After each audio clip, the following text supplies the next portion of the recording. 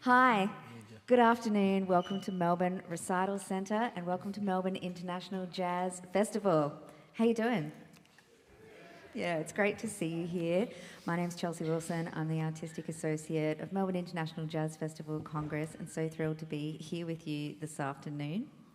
I'd like to acknowledge the traditional custodians of the lands that we are on, people of the Kulin Nations, and pay my respects to their elders, past, present and emerging, and acknowledge any First Nations peoples here with us today. There's been some incredible people and organisations that have supported this festival to come to life. We're really thrilled that we were able to reschedule and be here with you and share this time with you. It just makes this year just feel really, really great. We'd like to thank Melbourne Recital Centre for having us and our principal partners, Creative Victoria and the Australia Council, the RISE Fund, an Australian Government initiative, the Helen McPherson Smith Trust, the US Consulate and the Vizard Foundation, who really supported the festival. I'm really excited about this next panel. This session is a partnership between Melbourne International Jazz Festival and Multicultural Arts Victoria. We're going to hear some great conversation and some great sounds and some beautiful music. I'd like you to put your hands together with me now to welcome our facilitator for this session, who will introduce all of our panellists, producer and artist Z.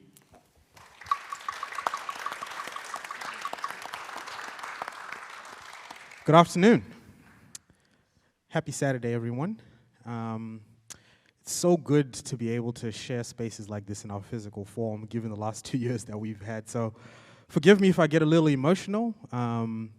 This is a very, very important moment in Melbourne music history, as we'll be exploring a very interesting conversation, which is based around the influence of African cultures in what we are understanding to be modern jazz. But before I actually get into the conversation, I think it's important that I too acknowledge that the history that allows us to be able to experience moments like these is one that isn't as encouraging or as enlightening as we would wish. There are a group of people on these nations who took care of these lands for millions of years, who have been disabled and had a lot taken away from them in order for us to be able to experience this. And I too would like to acknowledge the traditional owners of these lands. And if there are any elders present with us, I would like to stand in solidarity for your fight. And what we are going to be talking about today is literally aligned with that struggle. Not to darken the mood, but it is important for us to be able to understand the origins of where the things that we experience come from. This helps shape the way we interact with those things. It helps shape the way we acknowledge our existence as a human race, and also kind of puts us on a path where we can afford each other the empathy required for us to be able to exist in an equitable way in this world that we live in. Now, I've got a very, very unique panel of artists that are here to have this conversation with me. On the far right, we've got Neda, who I've had a great amount of privilege to play on a few projects with. We share space on the MAV board together, and we have a friendship that's slowly brewing into something very, very powerful and dynamic, and I appreciate that. And then we've got Louis Poblete. I've gotten the opportunity of witnessing Louis play on a few different bands, and only recently have we actually connected and sat down and had conversation.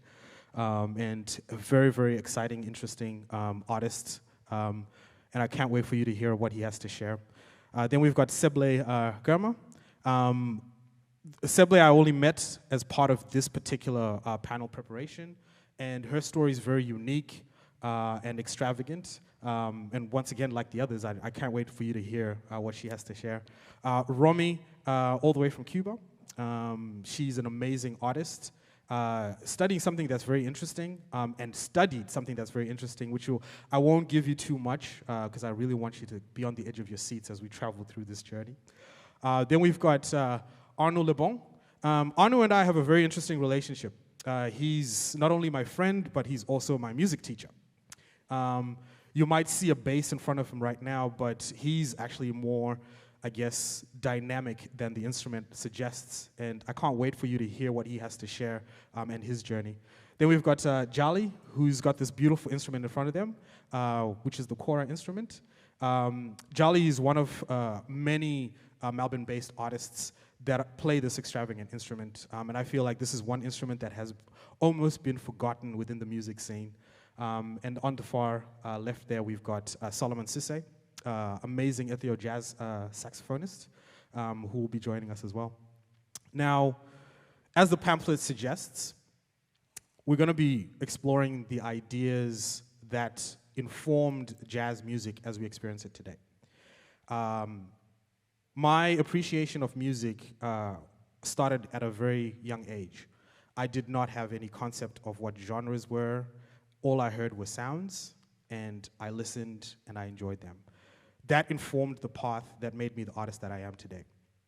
However, as I've journeyed as a musician, as a creative, I've realized that the world that we live in today, which is really an archetype as imagined by those that came before us, has now become limiting in our ability to be able to express and experience music in its various forms.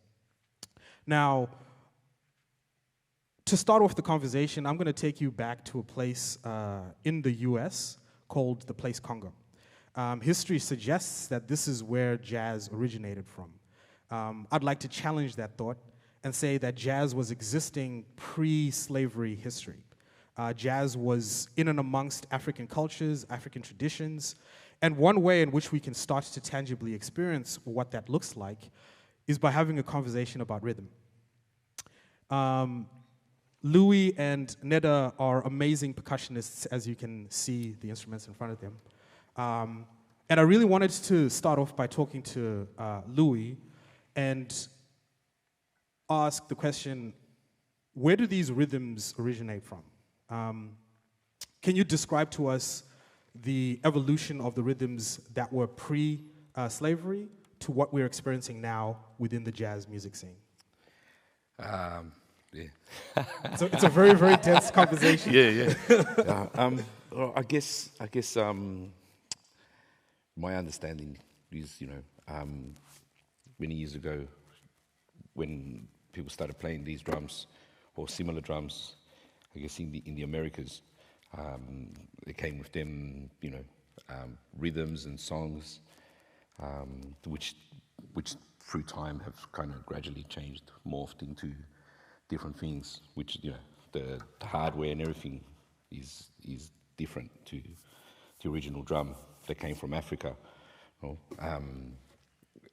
Like for one thing, these drums used to be tuned by a fire. You have to light a fire to get the skin to go up.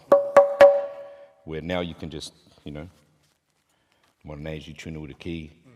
The other drums in Cuba that they have that they tuned with water, like the Lebongo from Santiago, they have to be moistened, wet, so they get tuned down. I guess, so rhythms that they would have brought with them, the clave would have come, and, that now exists all over Latin America as well, and, that's directly an African thing. Yeah. Can you illustrate to us what the clave sound would look like? Sound like? Yeah, there's... Oh, Neda can do it. She's got a clave. And then different variations of that, so you've got that one, which is like the son one. Everything done the other way around, 2-3, 3-2, rumba clave. Then you got your 6/8 claves. Yeah. Then you got like your Brazilian ones. Or, in Peru they've got different ones as well. Right. There's all over Latin America, they're using variations of the same idea. Yeah, and it's quite interesting because, like you mentioned, it is an idea that was time-stamped and then evolved as the music progressed. And still is. And still exists. Like when we caught up, one of the most interesting things, we had this moment in Louis' lounge when I visited him as part of our preparation, and I asked him about Giovanni Hildaga. And within a split second, Louis was on the percussion explaining how Giovanni evolved and changed the direction in which percussion was going within the era that he was playing in. And I'd love for you to illustrate that moment so that we can share it with the audience. Yeah, I guess we were talking about, with the Giovanni example, we were talking about there's, I think a lot of percussion instruments, there's the instrument before, and then there's kind of where it changed with how they brought in modern sticking technique onto the hands. I think there was other players before, like, I think these instruments were very linear at then players like Tata Wine brought in that movement. Then others like Changuito brought in the idea of La Mano Secreta, which is that. Then Giovanni brought in the idea of, the book Stick Control, which is, most drummers know that book, and started, bringing in all those rudiments, like your paradiddles, and moving them around. Now there's groups like, what are they called? Clave Wawanko, that are doing the same movement, which is just, paradiddles moving around the drums. Yeah. Which those things didn't exist. Didn't exist before, and we've probably experienced some of these outside of the Congos as well, as other musicians start to hear these ideas and adapt them to their own instruments. And definitely. I really want to find out and have a conversation with Neda for a few minutes here and say, in African music, as I know it, there are these elements of the music that exist. Now, obviously, language has barriers, so we have to borrow from the English language in order for us to explain what these are. And we often talk about rifts. I think the Latin term for it is ostantino. I don't even know if I pronounced that correctly. But are you able to explain how these rifts and repetitive patterns have traveled around the world? And Yeah, so my experience of these rhythms and playing with Louis and other artists around is from an Afro-Brazilian perspective, and Louis's influence in the music and rhythms that we create and riff on comes also from the Afro-Cuban, I think. Is that right, Louis? Afro-Cuban and Latin Americas also.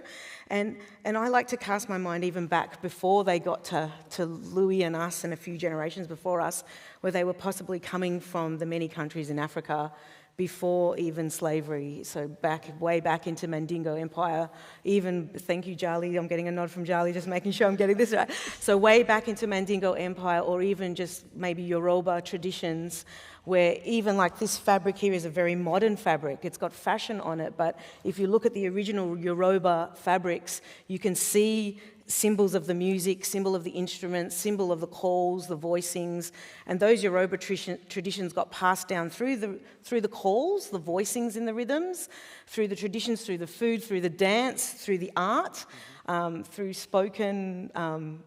I think it's mostly spoken traditions or played traditions, but it may have been notated also. We'll hear more from Jali soon, I'm sure.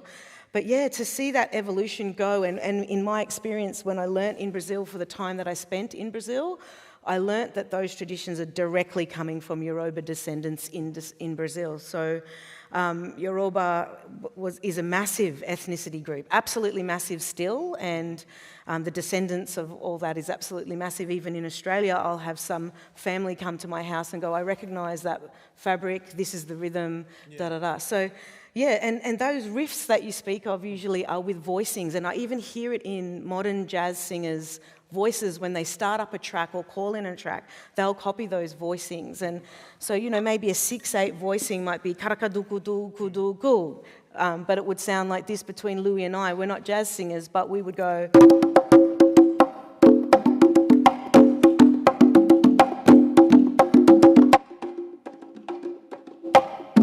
And we know where we're starting, where we're finishing, how long the phrase goes for. A bit of a conversation, a bit flexible. But then they've also got, especially in Brazil, with the Afro-Brazilian cultures, which came out of the single-stick samba drumming from Yoruba culture again, unfortunately brought to Brazil via slavery.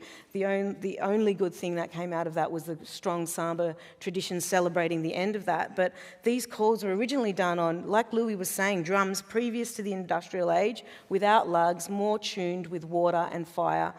as in Arnold's culture too, and Mauritian cultures, also tuning all those drums in the fire. But previous to the industrial age, these were done with a single stick and a hand, and you'll see that a lot in Brazilian music. You'll see all of the calls are called in, and they aren't so short. They can be longer. With the Afro-Brazilian ones are more like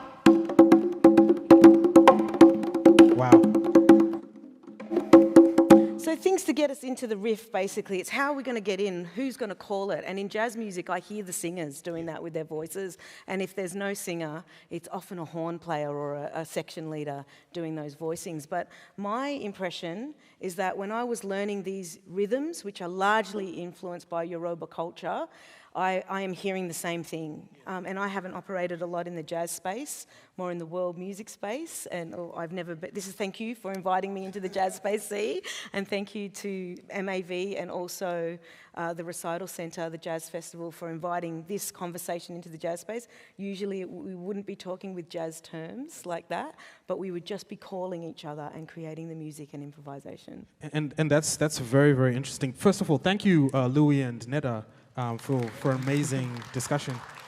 It's really interesting that Neda, you mention the voicings, because usually, and this to me presents the challenge that I have with the limitations of the English language. So when I hear voicings, I'm thinking about the vocal expressions. But within other cultures and traditions, voicings could mean what is being played on those instruments. And that might just be because of my limited access to the English language. But it's important to acknowledge that because then it opens your mind to what the rest of the world interprets when they're playing their instruments and how they experience the music as that whole. So thank you very much for sharing that. And with that in mind, we'll move on to the next section, where I'll have the amazing opportunity to talk to a vocalist, Seble Girma.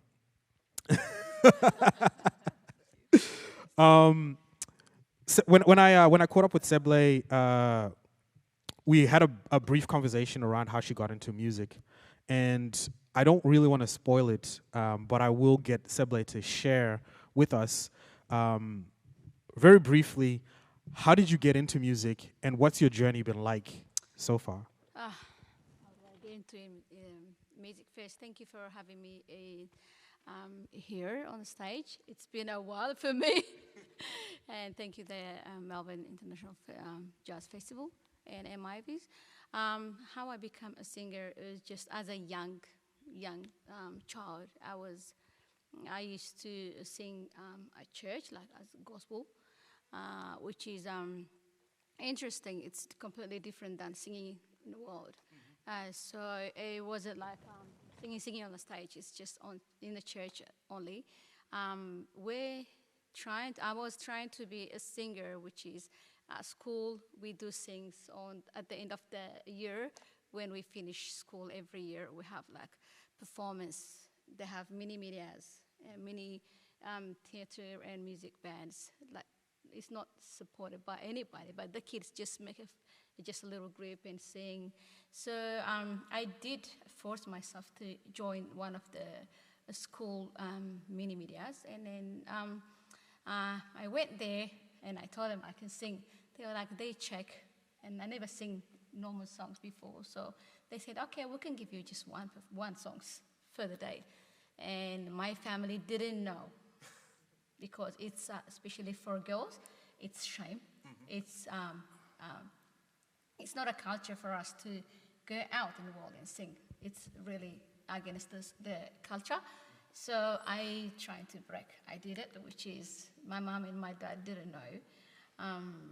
On the day, they just came to, they have to come and see like parent-teacher interviews, and they see some different performance, but they didn't know I was going to perform. But I did have a chance to perform in front of my mom. That was a big wow. Yeah, I know what's going to happen when I go back home, but I did. It was just only one song, but I have a chance. The world see my singing just with that just one song, like 3-minute singing. It was all over the TVs, medias. So the next day I get called from the children theater. They want me to join them. So I did went and I have my audition. I go through, just go one step forward to perform on the stage. So I did my first performance on Ethiopian New Year, which was exciting for me.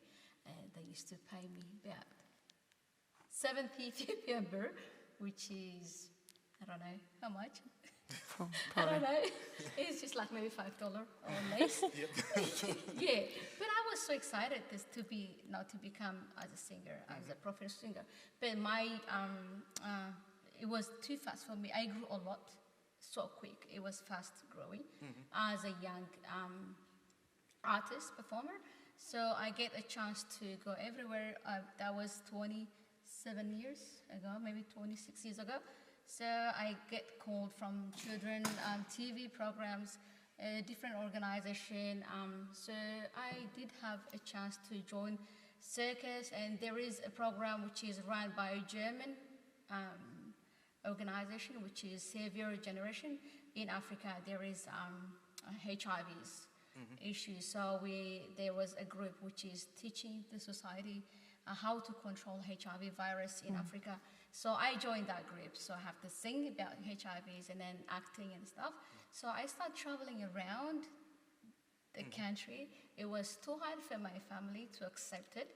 But once I have to make a decision, I have to make a choice, singing or family. I was about 12 or 13, 12 I think, and then I said, I can't give up on my singing, I'm going now. And they become, because the culture, the society is avoiding my family because I become a singer. Right. It's against the culture where I grew up. So my family said, no, you cannot do it, or you have to leave. Yes. I don't know where to go. I said, okay, let me think about it. And then in that movement, I joined Circus Ethiopia, which is one of the biggest group in Addis Ababa. When you join the circus, when you start performing in circus, you have to travel a lot. But I don't think I'm allowed, so I have to make a decision. And my older sister and my mom said, make a decision. I said, my singing. I have to take a risk. Yep. So I have to leave the house, leave the family. I just left the family, but I don't know where to go. It's just my singing. And my sister said, no, you cannot do this. You're still young, and you cannot leave the family. I said, okay, I will stay home, but I don't think I can stop singing. They said, no, if you stay home, you have to stop, because it's against the culture. And the church become against me as well. Instead, singing for God, you are singing that. So it's hard for my family to accept that. So I did stay home for a bit, and when my mom sleep, jumped over the window to sing. So it was a big challenge. So they can't do nothing at the end, so they have to let me go.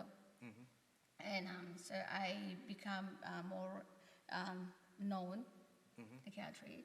So start traveling around the world. The city, in the country first, but I get big names. So start a year, just get international music festivals in Europe. So I did join the international music festival in France for the first time. There was a lot of artists from Ethiopia. There was a connection between Ethiopia and France. Some other things. I wasn't even sure because I was young, and all I want just go and perform. So I went, and the festival was competition. So I won for the first time. That was international music festival. So I won. My family get you can do it. There you go. Yeah, there you go. Suddenly the themes change. And you make them proud while you're struggling still.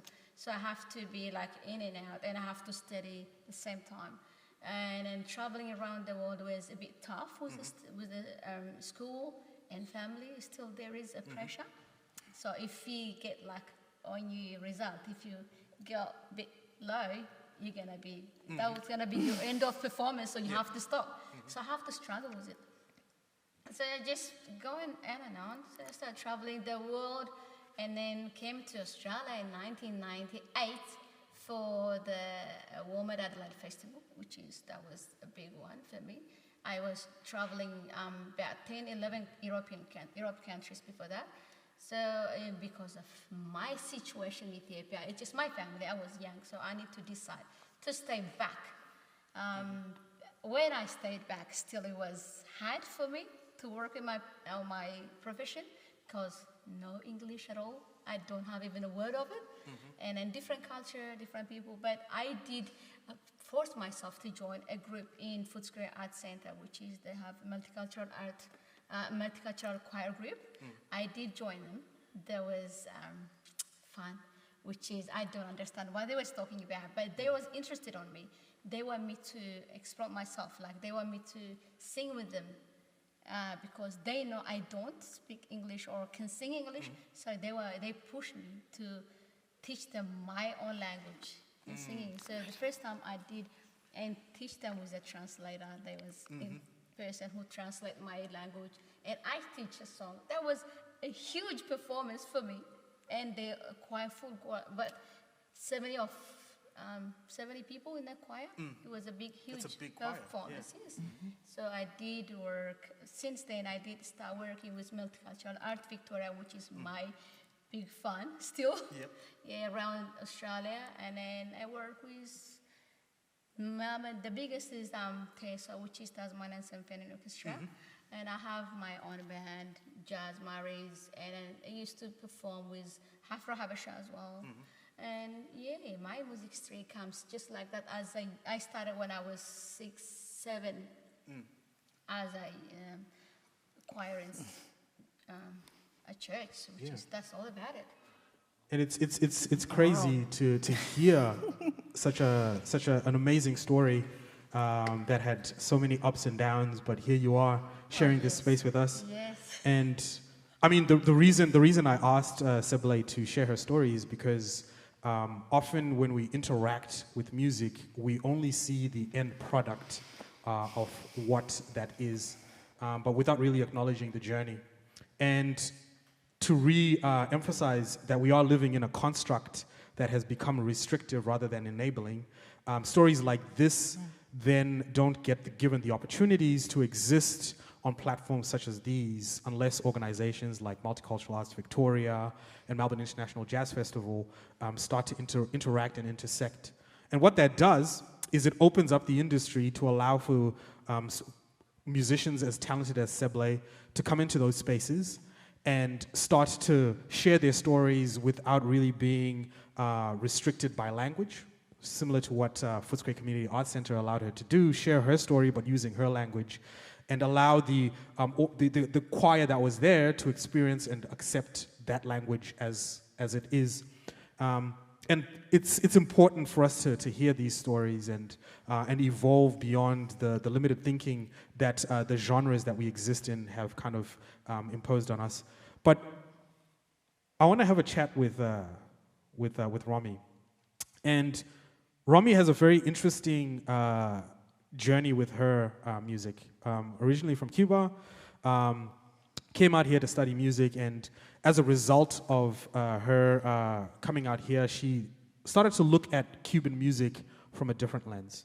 And what was interesting was the sentiment was pretty much the same as what Neda and Louis have mentioned. It was really centered around the West African influence on a specific music genre, timba music. Romy, would you like to share a little bit about your thesis and what you came across? Sure. Well, I feel so lucky after hearing your story. It's just like, whoa. I was classical trained in Cuba, so I came here, and I started getting into jazz after hearing what is today one of my favorite albums, I have to say. An album called by Barney McCall, which is, it's called Mother of Dreams and Secrets or something like Mother of Dreams and Secrets. And I remember driving my car and I just had Fiesta Jazz, which runs on Saturdays, and I heard this music with bata drums and it's got this just very heavy percussion ensemble, and with all these, but it's just jazz and it's this beautiful harmony. And I just felt so, wow, it resonates with me. This feels so familiar, but also so like, so different from what I'm used to. It's just interesting that like, that just really make me just wanted to know more about, not only about Banimakol music, but also about, yes, where these old drums and all these rhythms were coming from. And then I have to look back. Of course, it sounds familiar because it's all based on the Yoruba music that is performed in Cuba these days. It just blew my mind, like how just coming here to Australia so far from my country, and I just found this.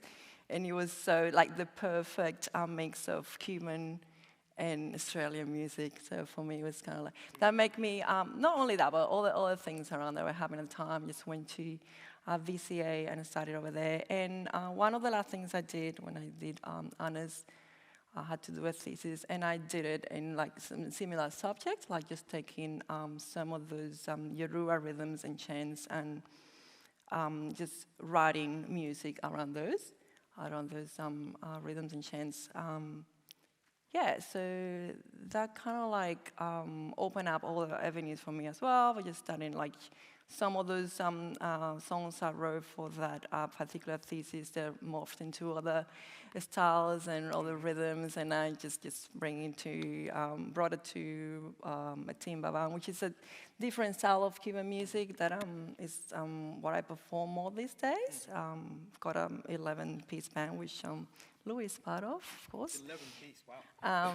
So yeah, it's just that's pretty much in a nutshell the kind of like the journey of like coming from this country and just coming here, and it's like, whoa, hang on a second, I have to look back now. That's it.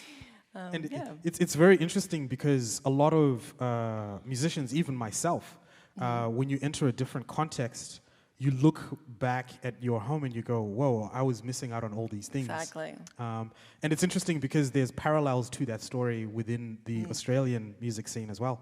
I've learned in my journeys as a musician that in order for you to get a successful career in the Australian market, you probably need to get some sort of international recognition before you can actually make an equitable income within the market. And it's always interesting hearing it from the other side, where as an immigrant, you come out to Australia, you experience the music scene here, and that makes you look back home and go, wow, like we had something going on there. I see that as an opportunity. Yeah. I think it's an opportunity within the Australian landscape to explore these different rhythms. And I think it would be good if you could showcase some of the stuff that you came up with when you were doing your thesis. Sure. If you could play us a piece. Yeah, so I wouldn't say I'm not going to play a piece because it's just for a whole ensemble, but one of the chants I took from this Yoruba culture that I experienced in Cuba because I believe it's different in Nigeria and Africa these days. It was a chant dedicated to the goddess of love and rivers and Koloshun. And the chant goes like something like Iyamile Odo. That's the chant, and I just did. And just kind of like make it like groovy.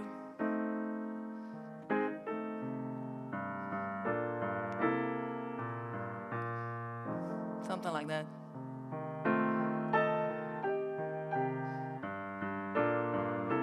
Feel free to jump in, Seble. I can see you're like, ooh. Please just accompany, please.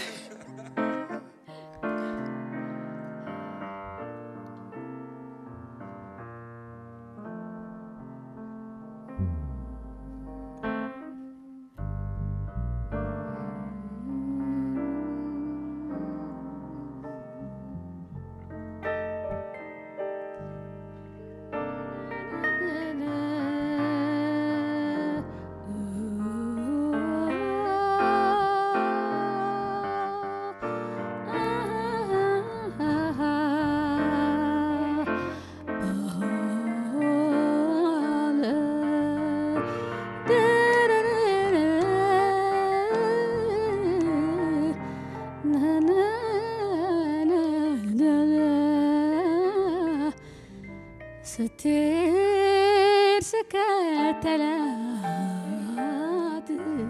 ستير سكتلات فكر لبشاه ورقبني من الباز ستير سكتلات ستير سكتلات ستير سكتلات يجرما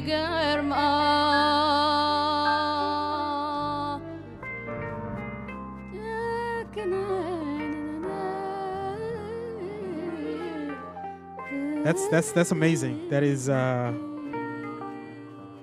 it's always interesting as a musician what it feels like to be in a studio setting. The type of energy that exists when musicians that don't naturally speak the same language come into a space and communicate through their instruments and create a new sound is a very unique experience. And this is an illustration of what that is. We've got possibly 4 different cultures coming together and responding to what they hear with their ear, because music is a universal language. The challenges that we face, though, as musicians, is some of us don't have access to the English language, much like myself. I'm able to stand here and speak and respond to conversations. And so we use our instruments to tell our stories. Our instruments don't have genres. Our instruments don't have marketing strategies. They just exist as they are. And we respond to the calling that comes with those instruments. And to explore this idea, I really want to have a conversation with Arnaud. When we caught up, Arnaud, you made a very interesting statement, and I'll leave you to make the statement yourself. But really explain to us like the ideas and the thinking that comes as a musician, as is separate to somebody that listens to music. I don't really want to make a distinction between musicians and music listeners, because hopefully musicians are listeners too. So, but I think one question that I get asked a lot as soon as somebody knows, oh, I'm a musician, so what genre of music do you specialize in? And it's kind of difficult for me to answer that because it requires me to put myself in a box. But as a listener, I love the Police, I love the Beatles, I love everything from there to hard rock to, I'm trying to open my mind. And so we've had lots of different examples of how grooves can go. But me, in order to work, I need to understand where the beats could go. So I'm just gonna get you to do one thing for me. So there's these rhythms in music. So the way we divide out a measure is 1, 2, 3, 4. 1, 2, 3, 4. And if you want to divide that even more in smaller parts than that, you'd be using the 1 and a 2 and a 3 and a 4 and a 1 and a 2 and a 3 and a 4. And could you keep that up for me? 1 and a 2 and a 3 and a 4 and a 1 and a 2 and a 3 and a 4 and a 1 and a 2 and a 3 and a 4 and a 1 and a 2. As a bass player, depending on which groove I'm playing, I might be required to place the beat in 16 different spots. 3 and a 4 and a 1 and a 2 and a 3 and a 4 and a 1 and a 2 and a 3 and a 4 and a 1 and a 2 and a 3 and a 4, 1 and a 2 and a 3 and a 4 and a 1 and a 2 and a 3 and a 4 and a 1 and a 2 and a 3 and a 4 and a 1 and a 2 and a 3 and a 4 and 1 and a 2 and a 3 and a 4, 1 and a 2 and a 3 and a 4 and a 1 and a 2 and a 3 and a 4, 1 and a 2 and a 3 and a 4 and a 1 and a 2 and a 3 and a 4 and a 1 and a 2 and a 3 and a 4 and a 1 and a 2 and a 3 and a 4 and a 2 and a 3 and a 4 and 1 and a 2 and a 3 and a 4 and 1 and a 2 and a 3 and a 4, 1 and a 2 and a 3. There you go. That was all of them. So I did the 3 backwards. Sorry about that. But the ability to rise above everybody else in terms of who's going to get the gig is to find those things easy. Yeah. So in order to, I really have to look at music this way. So when you look at it with these lenses, you don't really see genres anymore. Yeah. Yeah, you just see divisions. Divisions, yeah. Yeah. So I mean, just to summarize what you just said, music essentially has a tempo and a beat, right? I always like to say, as long as your heart beats, you've got a rhythm, right? And we all know that our heart beats at, what is it, 36 BPM? Well, it depends who you are. I think so. I think it's roughly average of about 36 BPM. And if I'm incorrect, Google will help you. But that's literally what music comes with. It's a pulse. It's a rhythm. And within those rhythms, like you said, you can choose to play the rhythm in different parts of where that pulse is. And it's very unique how that works when you're moving across different genres. Because essentially you could have the same bass line played differently, but it's still the same bass line. It might be good for you to illustrate what that would sound like if you're open to it. Right, sure. And maybe we'll get some help so that I'm not 1 ear and a 2 ear and a 3 ear and a 4 ear. Maybe we'll get some help from the percussion to set like some sort of tempo and some rhythm. And yeah, feel free to jump in, everyone, if you wanted to move between the the beats. Right. So let me get this right. So you just want us to come up with something right now? Come up with something, and we'll move between the interpretations of what that something is. But just come up with something first, and then we'll have a conversation. Oh, that's interesting. Okay, cool. So.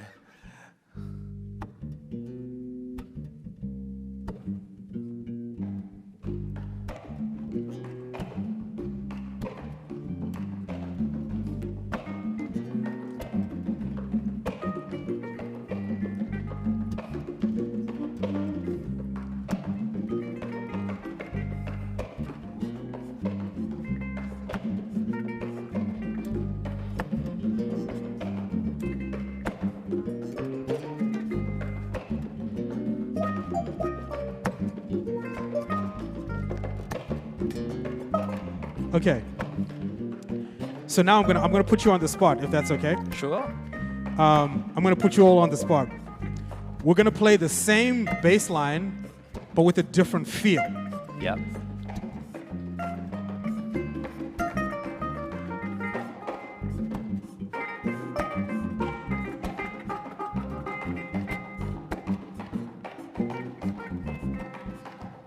There we go.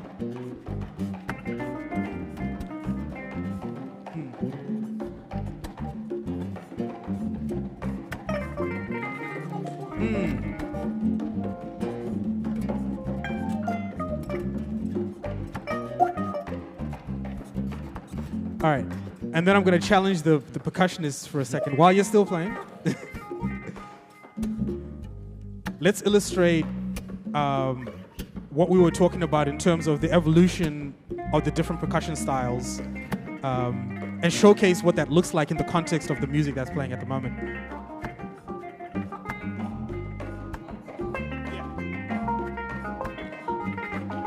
So this is old school Yoruba.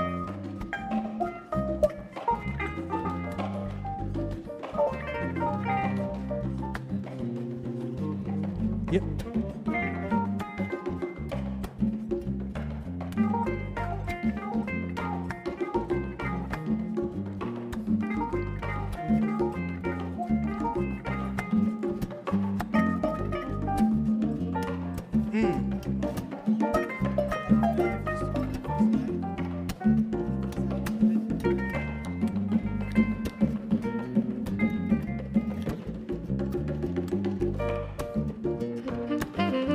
Oh, there we go.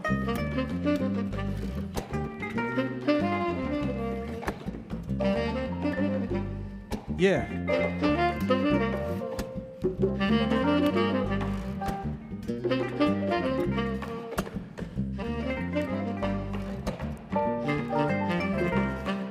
I want to take this moment to first of all say thank you very much for giving us the opportunity to share our stories. Now, as you can appreciate, 60 minutes is probably not enough for us to cover the depth of knowledge that is covered here. And I really wanted to have this conversation as a starting point, as the beginning of a new opportunity for us to explore the different ideas and the different concepts that exist within the musical landscape. I've been on a journey myself with music. I've explored and listened to a lot of American jazz. I've listened to a lot of jazz that's coming out of Europe. And I really have this belief that if we, as the Melbourne music scene, looked internally and identified these amazing talents that exist within our culture, we could have a sound that is very unique to the Melbourne culture. One that represents the diversity and the talent that comes here and takes up opportunity of all these amazing things that we have here. I think it is sad to hear that some of these artists don't actually play the genres that speak to their own hearts in order for them to be able to survive within the music scene. And as an audience, as audience that listens and appreciates this music, we really would love for you to support and start to talk about these different elements of music, not in the language that was used here, but more in how we listen to what's out there. I'd love to be able to see next year this amazing band showcase some written music and really allow us to appreciate a new sound that could come out of the Melbourne scene. But before I leave, I'd like to spend the last 5 minutes allowing these musicians to play. I did want to have a bit of a question and answer session, but unfortunately time doesn't allow us. But I'm going to walk off stage and say thank you. Enjoy the rest of the Melbourne International Jazz Festival. Be sure to check out something that is different to what you're used to. And I'm going to allow the musicians to take on and showcase their amazing talent. Thank you.